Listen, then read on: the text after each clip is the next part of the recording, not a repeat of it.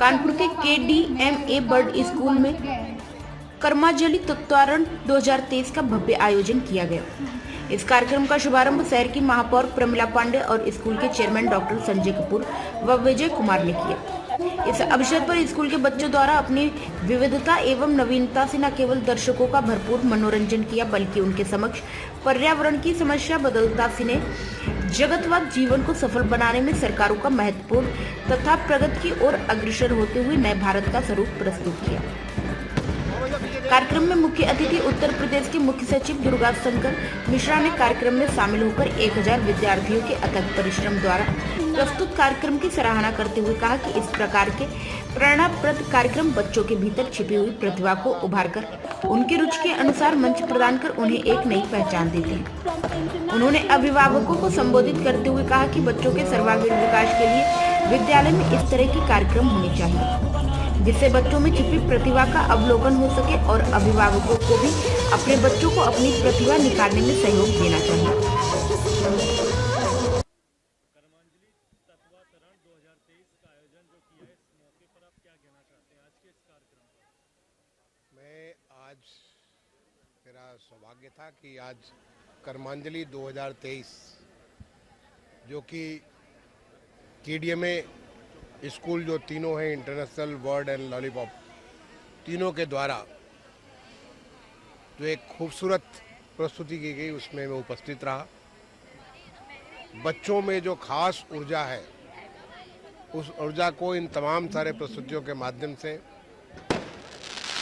जीवन के अलग अलग पहलुओं को, देश के अलग अलग रूपों को जिस प्रकार से दर्शाया गया इस मंचन के ऊपर, वो बहुत ही शानदार प्रस्तुति थी। मैं उन तमाम सारे बच्चों को, उनके जो टीचर जिन्होंने उनके लिए इस बात के लिए तैयार किया, अन्य सारे स्टाफ को इसके लिए बहुत बहुत बधाई देता हूँ। मुझे देख के बहुत अच्छा लगा कि इस कर्मा देवी मेमोरियल स्कूल में, KDMA एकेडमी में, यहाँ पर बच्चों को अलग अलग किस्म के जो संस्कार हैं, वैल्यूज़ हैं, जो उनको शिक्षा होना चाहिए, चाहे वो आज की डेट में डिजिटल के बारे में हो, आर्टिफिशियल इंटेलिजेंस के बारे में हो, खेलों के बारे में हो, जो तमाम सारे जो साइंस में नई नई चीज़ें होने के बारे में हो, और साथ ही साथ उन्हें एक अच्छा व्यक्तिगत, उनके व्यक्तित्व संपूर्ण विकास हो, ऐसी शिक्षा दी जाती है। इसके लिए मैं विद्यालय समूह को बहुत बहुत बधाई देता हूँ, खासतौर से संजय कपूर जी को, जिनके द्वारा इतना अच्छा एक व्यवस्था यहाँ पे कानपुर शहर में दी जा रही है। सर, देश के युवाओं के लिए क्या संदेश है, क्योंकि युवा देश की तरक्की का सबसे मुख्य साधक होते हैं? देखिए, इस समय हमारा देश जिस तेजी से बदलाव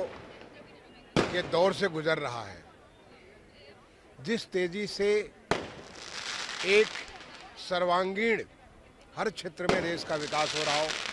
चाहे कृषि के बारे में हो, उद्योग के बारे में हो, खेल के बारे में हो, इंफ्रास्ट्रक्चर के बारे में हो, इस पूरे बदलाव के दौर में जो सबसे बड़ा रोल होता है हमारे युवाओं का,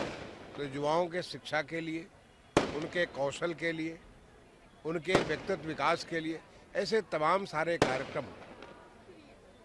देश के द्वारा और हमारे प्रदेश के द्वारा ऐसा मौका मिल रहा है कि जिससे कि वो अपने देश के विकास में अपनी पूरी तरह से, पूरी क्षमता के साथ, जहाँ कहीं भी संभव हो, जो कुछ भी संभव उसको दे सकें। हमारे प्रदेश में